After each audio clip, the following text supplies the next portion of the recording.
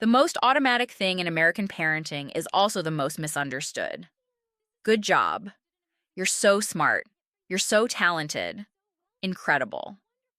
Millions of children hear these words every single day, and it sounds like love. It feels like encouragement. But researchers have been finding something uncomfortable about this reflex for years. When praise is aimed at the child instead of the work, children start to build their sense of worth on a fragile foundation.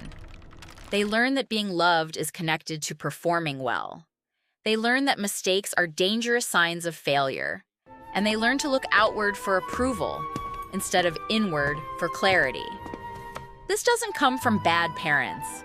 It comes from a culture that confuses affection with evaluation. The child isn't being seen as a person. The child is being scored as a product. And that has a cost. A growing number of studies suggest that children praised for their ability become afraid of difficulty, because difficulty threatens the label. If I fail, then I'm not smart after all. So they stop trying hard things. They protect the label instead of building the skill. And years later, adults raised this way often struggle with criticism, hesitation, and a quiet hunger for validation. That is the American parenting mistake. You Not did well, the love, my child. the label. Here's what makes this real. In a famous study, researchers filmed American mothers and Japanese mothers playing with their babies. The difference was obvious. American mothers talked more to their infants and spent more time actively encouraging them to respond. Lots of praise, lots of excitement, lots of words. Japanese mothers were quieter. They were close, physically present, and calm. A later study asked mothers in both countries to describe their own children. American mothers gave glowing, positive descriptions. Japanese mothers gave more balanced accounts and were far less likely to use bright praise words. Same love, different delivery. And the researchers concluded this wasn't random. It was philosophy. Each culture was teaching its children something different about what success means and who decides whether they're good enough. This is where the story comes in. His name was Haru, and his mother almost never told him he was smart. Not when he won, not when he got top marks, not once in 18 years. Visitors assumed she was cold, teachers assumed she was strict. But Haru never felt unloved, and that's the part that confused everyone. Because what she gave him instead of praise built something praise could never build. A self that didn't need applause. This is what Japanese parents do instead of saying, "Good job," and why it might be the strongest gift a child can receive. There is a Japanese concept called amai. The psychiatrist Takeo Doi wrote an entire book about it. Amai is the deep natural need of a child to be completely accepted and cared for, to lean on a parent without explaining, to be understood without performing. Doi noticed something important. Western child rearing moves quickly toward independence and self-reliance. Japanese parenting lets the closeness linger. And here is the twist. When a child feels completely accepted at home, they don't need constant verbal proof that they are good. The proof is in the atmosphere, the warmth, the routines, the simple fact that they belong. So the Japanese child is not starved of affirmation. They are bathed in it, just not in the form of a sticker or a cheer. Here is a memory Haru kept for his whole life. Age 7, his first piano recital. He played the piece correctly. No mistakes. Other parents leapt up with phones out, showering their kids with praise. Haru's mother smiled, nodded, took his hand, and said something that stuck. "You practiced every day for a month. I watched you. That is what made today happen." She didn't say he was a genius. She named the work. And in that moment, he felt more seen than any applause could make him feel. That's the difference. Not less love, a different target. American praise often lands on the child's identity. Japanese acknowledgement lands on the effort, and the child who hears the second version learns something the first version can never teach. What I do matters more than what I am. Japanese parents even have a word for what they are doing: shitsuke. The word is written with two characters, one meaning body, one meaning beauty. To give the body beauty. To build good behavior into a person so deeply that it becomes natural, like breathing. Shitsuke is not punishment. It is not lectures. It is demonstration. You don't tell a child what to do 100 times. You show them patiently by doing it yourself. The child learns because they watched someone they love model it over and over without drama.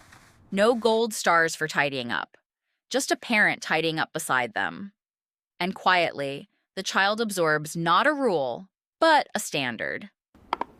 Think about what constant praise actually trains.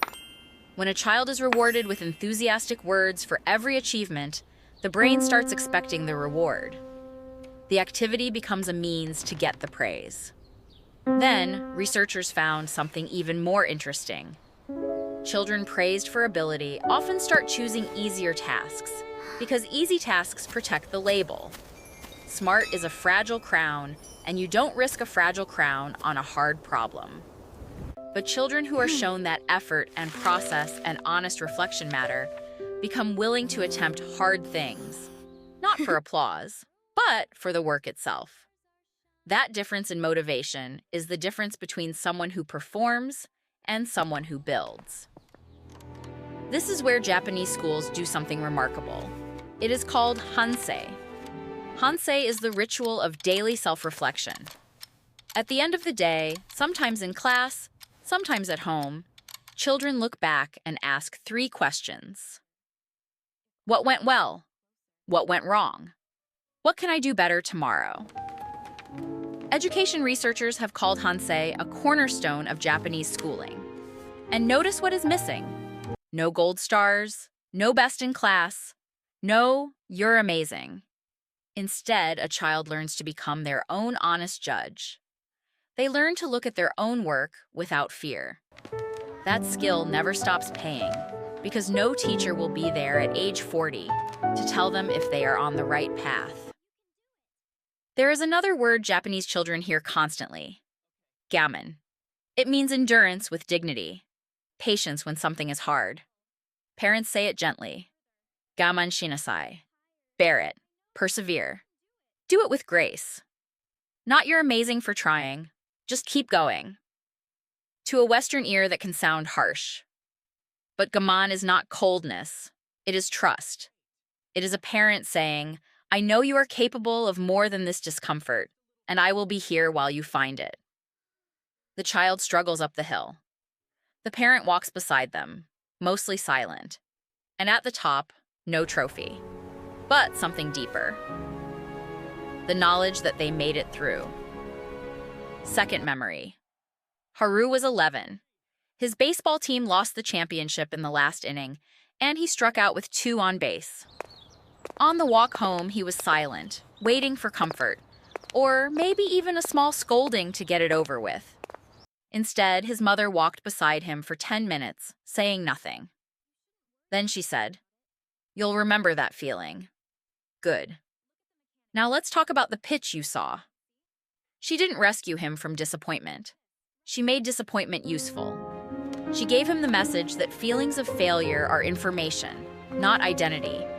And that is a gift so few Western children ever receive, because most parents, here's the simplest way to understand the whole difference. American-style praise says, I'm proud of you. Japanese parenting tends to say, without words, I saw you. One centers the parent's reaction. The other centers the child's effort. One creates a child who checks outward for approval. The other creates a child whose motivation lives inside. Neither approach is evil, but they grow different kinds of adults. One grows adults who need an audience. The other grows adults who are their own witness. And the science leans Japanese here. In a study published by Japanese researchers, Effort-focused praise was linked to stronger motivation, while ability-focused praise produced a very different pattern. Another study found that when you tell a child you're smart and they later fail, they often conclude they simply aren't smart after all.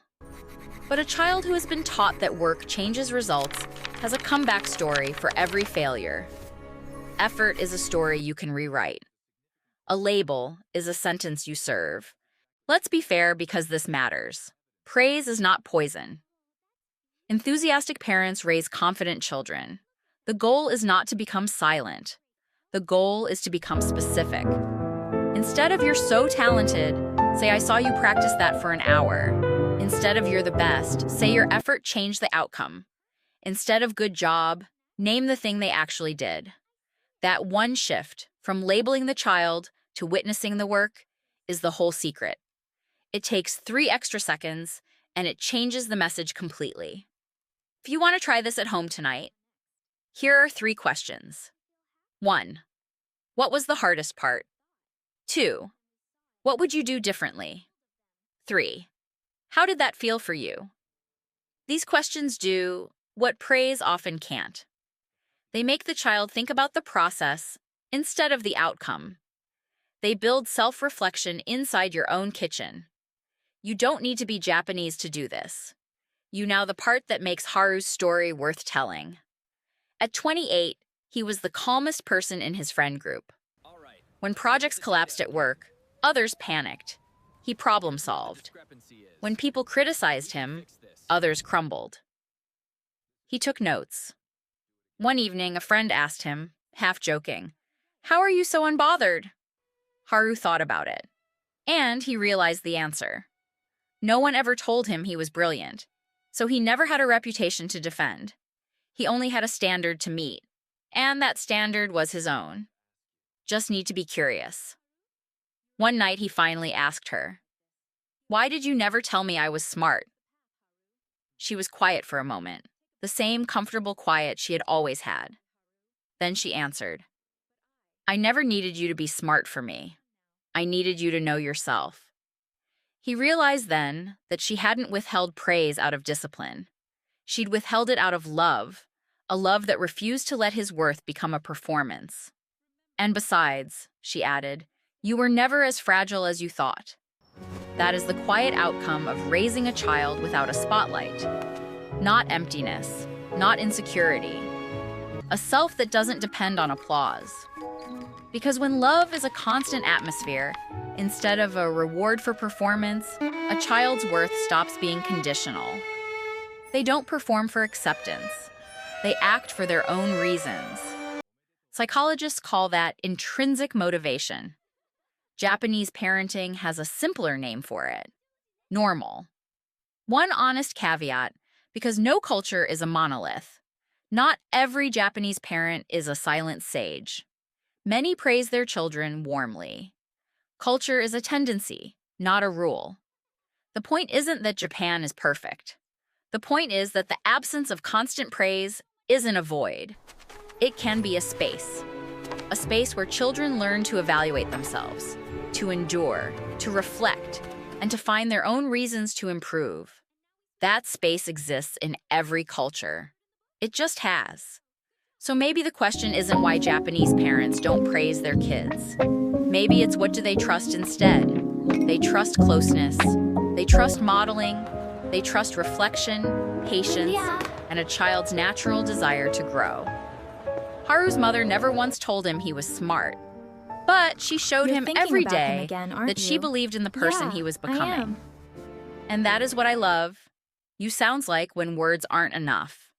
If this story gave you a new idea, comment the word "saw."